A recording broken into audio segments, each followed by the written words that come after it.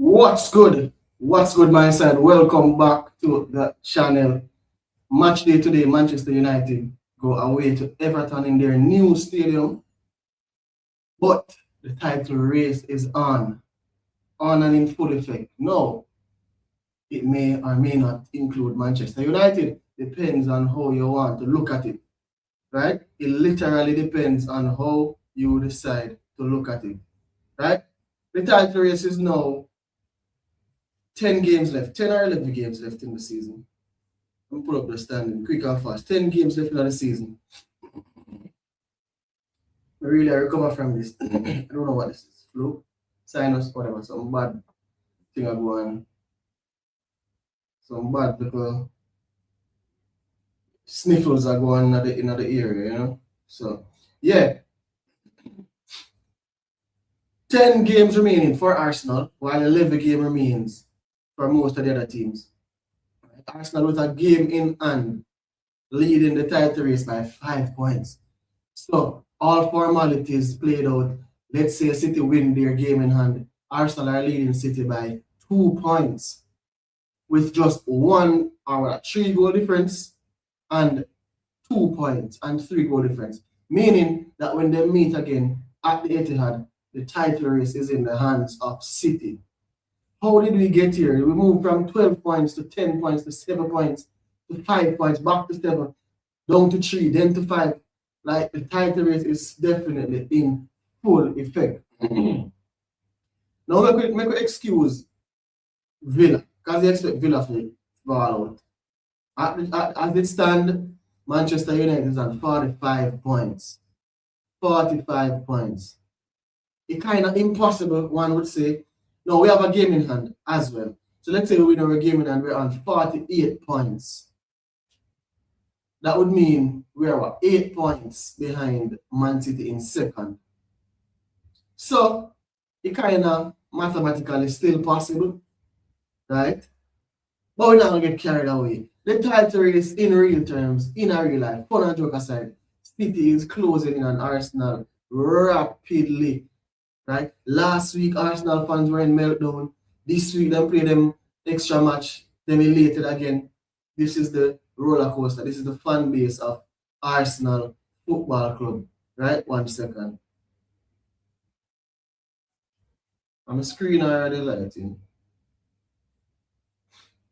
This is the fan base of Arsenal Football Club. Very emotional, very erratic, very all over the place kind of football club.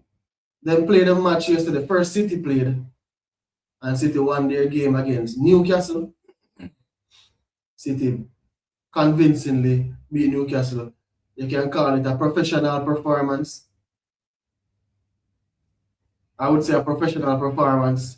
2-1 them win Newcastle. Could have been 2-2. VAR rule out Dan Burn goal for outside. I mean, City just are rolling at the right time. City do this all the time. City do this all the time. Bar last season, City literally does this all the time. To the point where you wonder if the team them are closing on, which is normally Arsenal for the past 3-4 years, or was it Liverpool? You wonder how them allow this to happen all the time. It's like Pep just knows, say, you know, it's gonna happen. Unless, like last season, it was Liverpool. But Liverpool have championship players. Liverpool have championship players, both champions in Europe and champions in England. So, I'm never surprised that Liverpool never allowed it to happen last season. But the season before and the season before, the treble City winning 3 titles on the bounce, or 4 on the bounce. Right? Right, I'm verify that. Last 5 EPL winners. The last 10.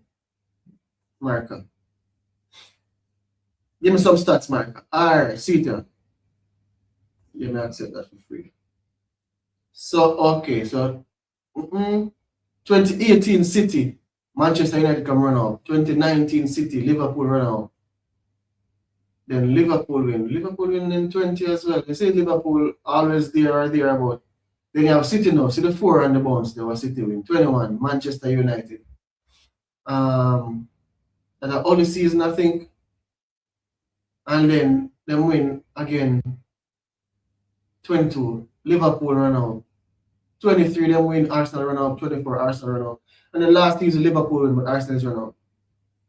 So Arsenal has been proven as a serial runner-up team, and I really hate to hate them. We hate them fan base. We definitely dislike Arsenal fan base. Them too. Them gullible, them naive. Bro, I think that was everything that described them. No, them gullible, them naive, and them delusional. No, the delusional trait. Normally, you can say that about my own fan base, Manchester United. Them delusional. But Arsenal delusional times 3, right? A hat-trick of delusion from Arsenal. You see it every week, every other week, them breakdown, meltdown, then the next week, them good again. Give them a couple games on the bounce of good games, them are going to win the league. Make them make 2 good signings, those players are the best. You know, this delusion and lack of karma that is needed is what Mona say is Arsenal's Achilles heel. Them fan base, right? Obviously, them coach inept and as maxed out. Arteta can't go the next level. Arsenal in our state currently, where we stayed already, Arsenal can literally go in Europe and get some of the best coaches. If Arsenal serious, Arsenal takes the resolve of what the analytical coach name? Simeone. Takes the resolve of Simeone. Because we're not good with this solid football. So take Simeone resolve. Who else? Go Italy have some good coach.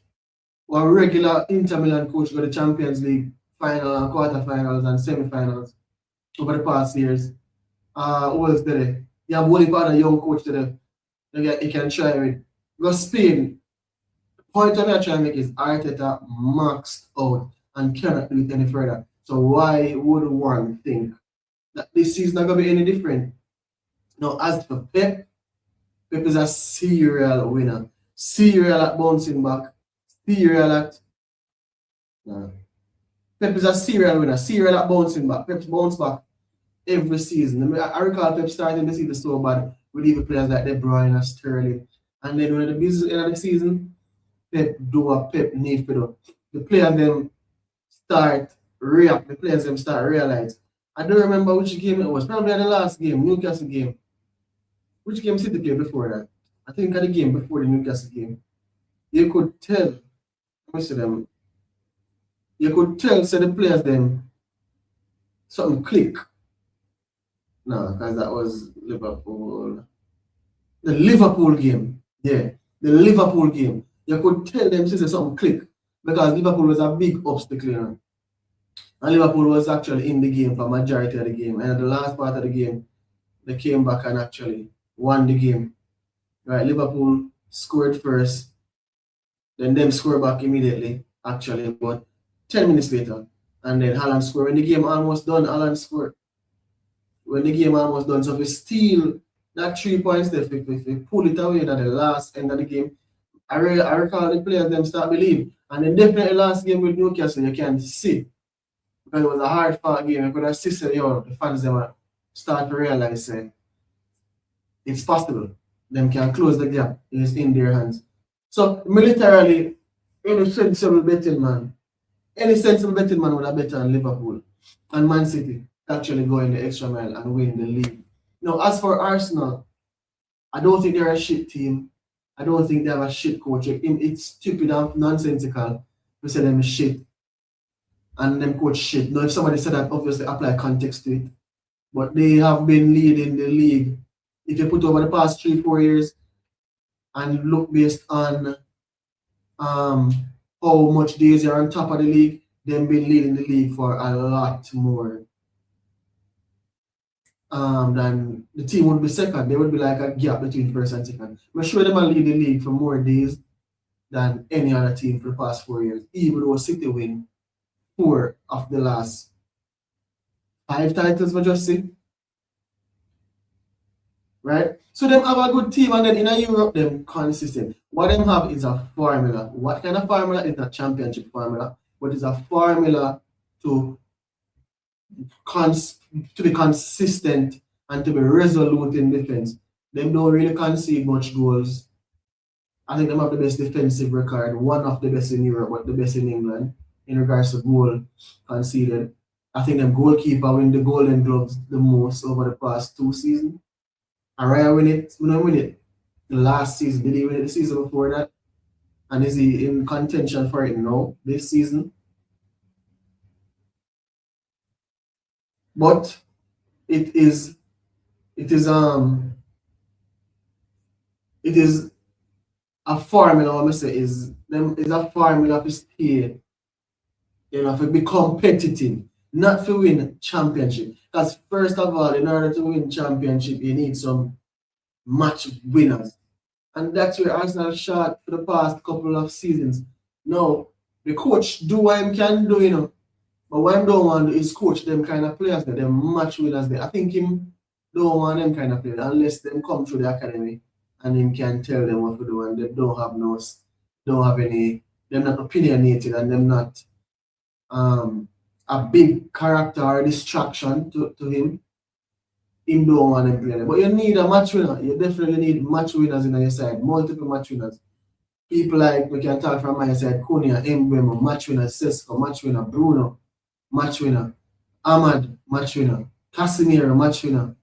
You need those sorts of players. You need them sort of players there. If not that, you need players who have won stuff before. Championship players.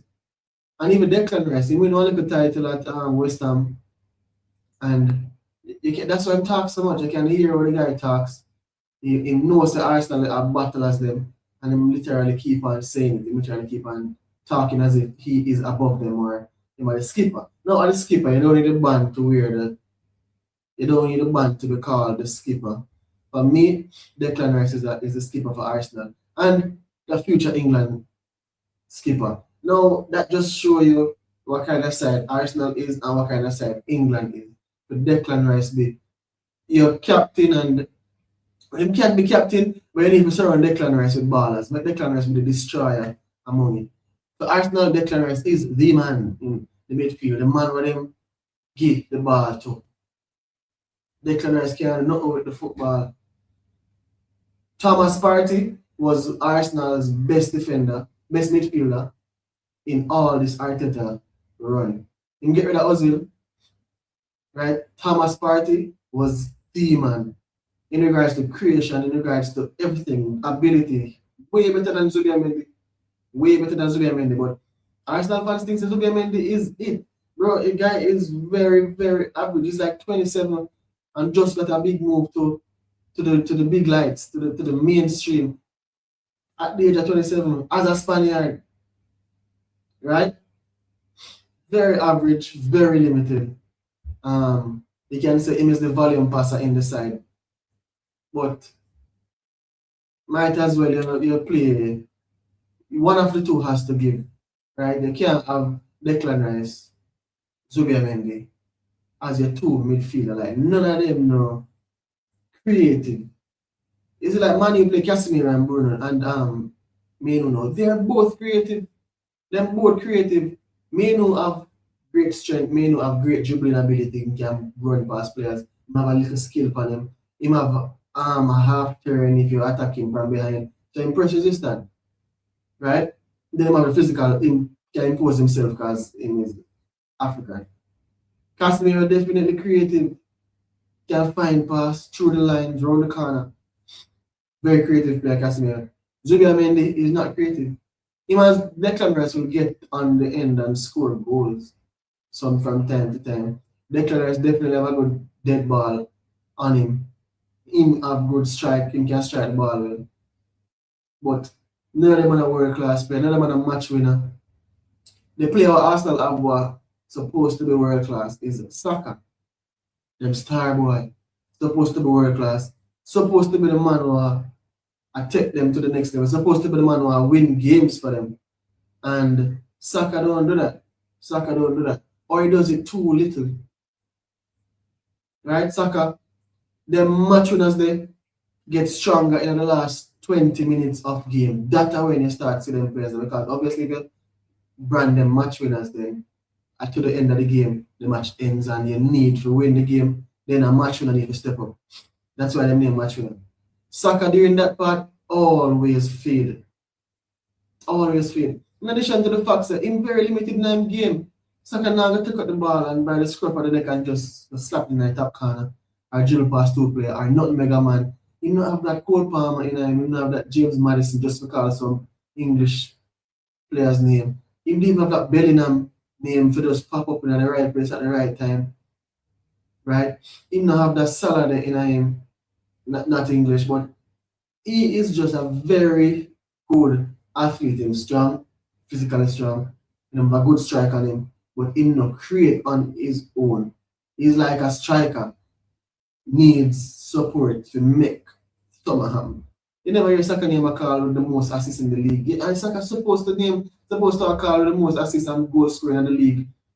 For how long now Saka come to prominence and for the branding what him get. Now him get on a new pay and get a new salary. 300k. I mean the top performance in regards to salary in the league. And boy, he not live up to the expectations. 300k, not live up to the expectations, none whatsoever.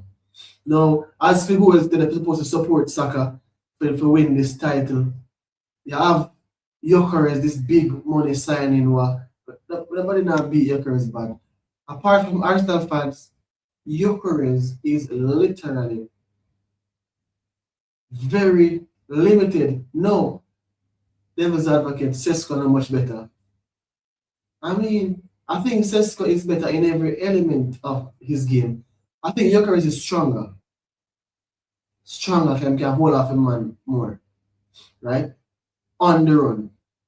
Right? But when it's a standing toss like ball played in back to the defender or ball in the air, Gyökeres don't necessarily him can get pushed away. You see them do it all the time. But Sesko better than him in every aspect. Sesko better than him in his first touch, passing, in movements, definitely. And ask me what that mean, what's important that all. I mean, if you ever train a day in football, those are the basics. Control, pass, you move.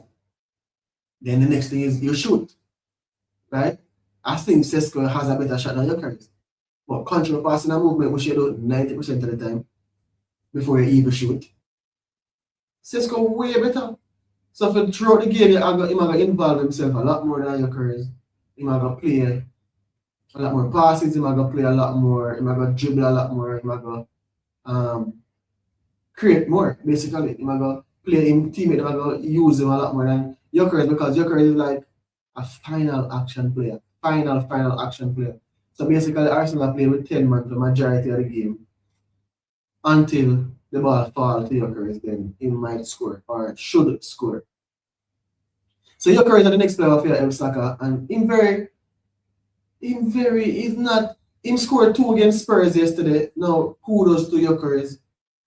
Spurs is like what 15, 16 in the league, 17.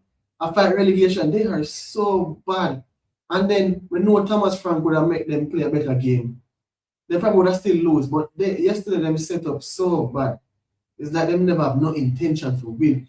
3 man in defense, 6 midfielders in front of them, right across the pitch. Right? And then 1 man up top. Obviously, one of them 6 midfielders is Simmons who support Kolo Muani. Right? Them never have nothing. When the ball going on the Arsenal half, and the Spurs player have it. Nobody, just one player a long time. We see that. The last time we saw that, I think a Mourinho coach, Man U versus Liverpool. It was bad. It was no support, lack of support. Everything was bad in the game. Nothing, them never have nothing. Made them score to how bad Arsenal is. They make them bad, them score 2 times. Out of nothing. Them never have threatened. They never had nothing but them just ball just fall, score. Now them score another goal, which I don't know how. It's a contact sport. The defender, Kolo Muani lay him hands on the back of Gabriel, just touch him. Him just touching.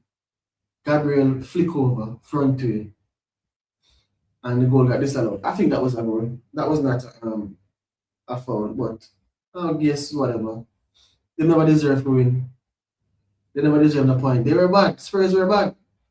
So Gyökeres scored 2 goals in that game. Outside of that, I don't see. He was not impressive. I watched the game right through. He was not impressive. He wasn't impressive at all. The man of the match should have been Eze, right? Eze should have been the man of the match. I think he scored 2. Eze scored 2. Yeah. But Eze should have been man of the match. Eze should have been man of the match.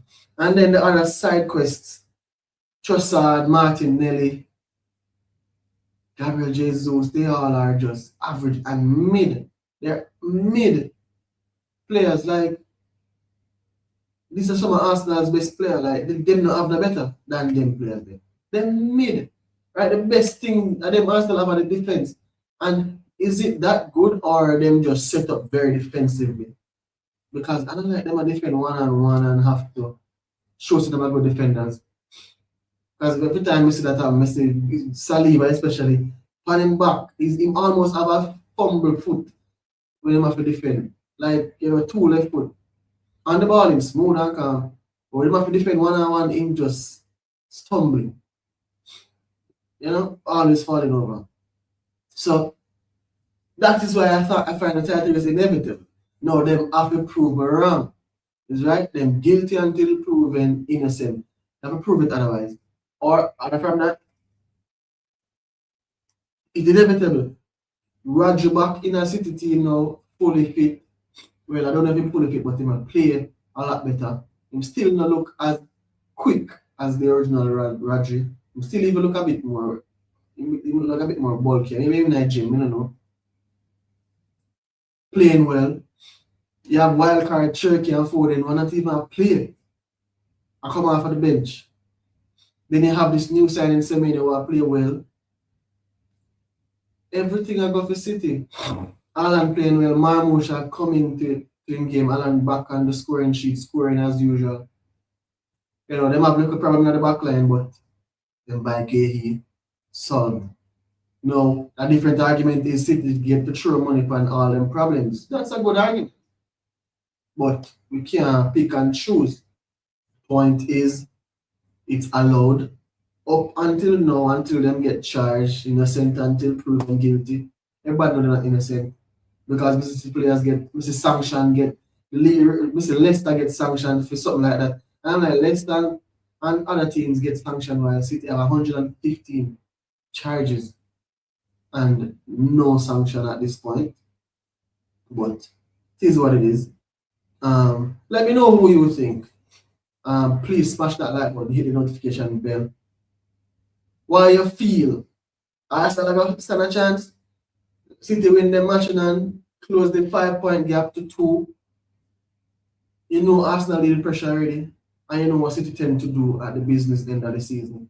Man United running up, wrapping up. We need to do better. Right now with Chelsea on 45, Man on 45, Liverpool on 45. Liverpool and Chelsea play a match in hand on Man United. So Man United can literally go 48, right? If we go 48, we go back to 4th position. Because Chelsea on 45, same points as us with a match in hand, with an extra match, but not better goal difference. So we play today, we got Everton, we need to win the game. We need to go 3rd, 4th. We need to aim for 3rd in the next couple of weeks. We need to have Aston Villa drop some points. I think we have them to play again, so that 5 points between us and them can literally slash into 2 easily, right? But we haven't played in so long. So with them on good form, I think the lack of games is a problem because when you play good, you want to play again.